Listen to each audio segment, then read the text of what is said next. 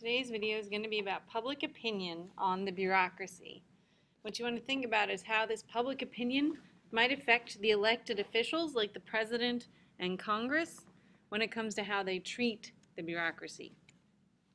For your notes assignment, for each criticism of the bureaucracy, you should explain it, which basically means describe it and then explain why this is a bad thing or could be seen as a bad thing. Give an example of it, and provide one counter argument that contradicts that criticism. And just so you know, these won't necessarily be on the slides, they'll be what I say. Now first, overall, what we can see here is this was a poll taken in 2013 by Gallup, the Gallup organization, and here's what they had to say. They asked people a question: what was their view of the biggest threat to the United States in the future? They could either choose big government, big labor, which are unions, or big business, like big corporations like Walmart, things like that. 72% said the biggest threat in facing our future is big government. Now, big government is the idea that the government gets more involved in your lives, that it gets just literally bigger, that it gets more employees, more laws, more departments. What we can see is since the 60s, this concern has steadily risen over time, except in 2001. As we know, there's 9/11, so people trusted the government again after a big attack. Then their distrust has continued to go up. When Obama got elected, it dropped again, so people were happy when Obama first got elected, but since then, their distrust has gone up. Big business and big labor. Labor is not seen as a threat anymore. Business, a little bit, but not much. All right. So what this shows us is people not big fans of the government right now in terms of its size. And the bureaucracy, having 4.5 million employees, they're the biggest part of big government. And we look at this by party, we can see that Republicans are the ones who really don't like big government. In fact, one of the things they often run on is they want a smaller government. They want to cut down the bureaucracy. They want to fire people who work for the government. And Democrats, as we can see, almost half of them actually don't think that this is a big threat. So Democrats in general tend to like the government and like the bureaucracy and think it's doing good things. So when we look at criticisms of the bureaucracy, these are typically going to be conservative. And here we go. Common criticisms of the bureaucracy. So remember, you want to explain what it is, give an example, and then give a counter example. The first criticism of the bureaucracy is what we call red tape. Now here we can see a political cartoon where we have a businessman being strangled by this red tape. And Obama is the one who's holding it.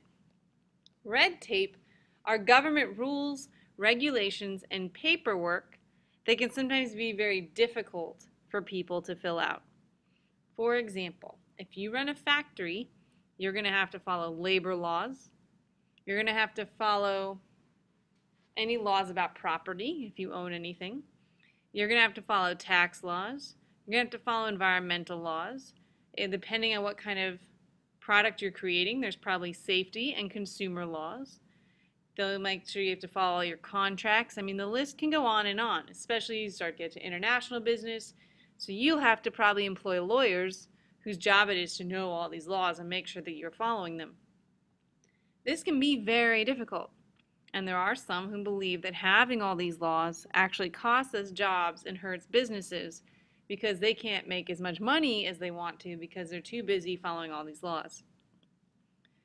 Democrats, on the other hand, are not as concerned about these laws because they believe that environmental laws protect the environment, and that's a good thing. So businesses just have to follow them. They believe labor laws, like making sure your business is a safe working place, is a good thing. So you'll just have to follow them.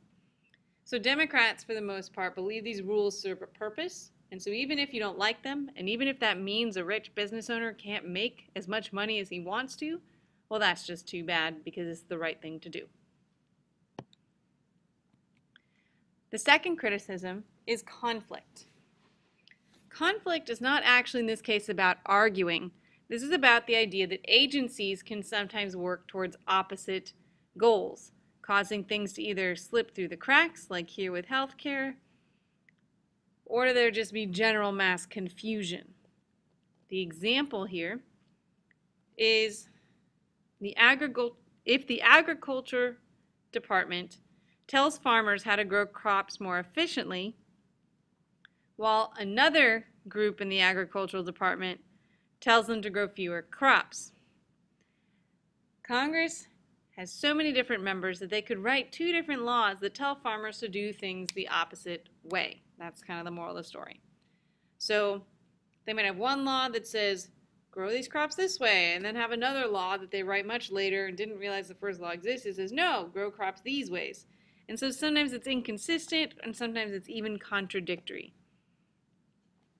Now, a counter-argument here could just be that they should follow the newest law, and that it just updates, and that sometimes changes for the better. And that the agency, once the problem is caught, can then just fix it, and it's not that big a deal. The third issue is duplication. Here we have a comic where we have the United States Senate describing how they're going to change what's going on with the National Security Agency.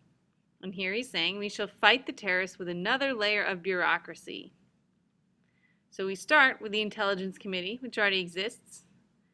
We have the Intelligence Subcommittee to monitor the NSA. That one already exists. And now they're saying they'll just add an Intelligence Super Subcommittee to monitor the monitors of the NSA. The idea here is that the bureaucracy sometimes has a tendency to have multiple groups doing what clearly amounts to but the same job. And of course, if you have multiple groups doing the same job, you are paying multiple people to get just one job done. Another example could be when you have the Customs Service, who, when you're trying to enter the country, they're inspecting all your bags and making sure you're not bringing in any illegal substances or materials, and the Drug Enforcement Administration, who are both trying to intercept illegally smuggled drugs at the same time. Now, some might argue that while this sounds like duplication, in reality, you sometimes need multiple checkpoints to make sure that no one slips through the cracks. If you're trying to keep illegal drugs out of the country, you may want someone who's focused on just little regular people crossing the border, and someone who's focused on major drug kingpins who are digging tunnels underneath the fences in San Diego, which is actually true. That's happening. All right. Our fourth issue is unchecked growth. As we know, the United States, when it was first created, had only 3 executive departments. Now it has 15, plus a whole host of independent agencies and government corporations. And so the idea here is that we keep expanding the government, which costs us more and more money, because the more departments we have, the more people we pay, the more we're paying out. Just a lot of money. So over time, things get more and more expensive, which might mean more taxes and stuff like that. Here we have a comic that has 4 people standing around a coffee, clearly dressed kind of for work. And the first guy says, I don't like Clinton's ideas about cutting the ranks of the U.S. federal employees. So that means they'd be cutting government jobs. I'm going to write him a nasty letter. Next person says, I'll stuff it in an envelope. I'll lick the stamp. Now if we could just hire extra staff to mail it. The idea is we have lots and lots and lots and lots of people, and in some people's opinions, they're not doing very much. At the same time, they may keep asking for more money to do the same job. All right. Now, while some people do argue that this growth is unnecessary, again, Democrats might push back and say, well, we want a Department of Education to get more money to education. We want an Environmental Protection Agency because we want the government to protect the environment. So if you like the kinds of things the government is doing, then you like it when the government grows to better do those things. Also, these are people's jobs. This is how we got out of the Great Depression. The government paid people to go back to work. So maybe that is in fact a good thing. The fifth one here is waste. Now this whole idea is just that the government spends more than necessary. And here we can see a comic that says some parts of the government may never be shut down, and we have a little golden faucet full of waste and it's dumping out dollar bills. So many people think the government spends way too much money. Now, one example of this is Congress is going over the budgets and they noticed that the military was purchasing $300 hammers. That's kind of interesting because you'd think, well, if I went down to the store, I'd only have to pay like $10 to get a hammer. So what's going on there? Why are they wasting my hard-earned tax dollars on a $300 hammer? Now, the military did have an answer for this, and they said that these were specialized hammers designed to operate in certain circumstances, be very lightweight, carried by the troops and small, etc., etc., etc. So the idea is that sometimes things might sound like waste, but in reality, they're just spending the money they need to get the job done. Now, of course, that may not always be the case. And the sixth and final one is lack of accountability. There's a common view that bureaucrats can't be fired, or it's very difficult to fire them. And if it's very difficult to fire you, then why do you need to do a good job? You could take a 3-hour nap and you don't have to worry about it because no one's going to get you in trouble. You could just be bad at your job. You could be really rude and mean if you've ever been to the DMV and they're not very nice to you when you're trying to get your license. That's what everybody thinks about. And the fact is, there's 4.5 million employees. You can't catch everyone being bad every time they're bad. And so that's the idea. The idea is that we've got a bunch of lazy government workers who don't do anything, just pick up their government check, your hard-earned tax dollars, and they're not even doing their job. Now, the pushback here would be government employees don't make that much money. They are middle class, but they're not upper middle class. They haven't had a pay raise in years. And frankly, people tend to enter the government because they believe in the work they're doing. Most of these are people with very high degrees, masters, at least upper bachelors. They work very hard, and they really do believe in what they're doing. Now, they are union protected, and not everyone likes unions. But if you know your history, when we didn't have unions fighting for our jobs, we had to work 7 days a week, longer than 8-hour days for very little pay.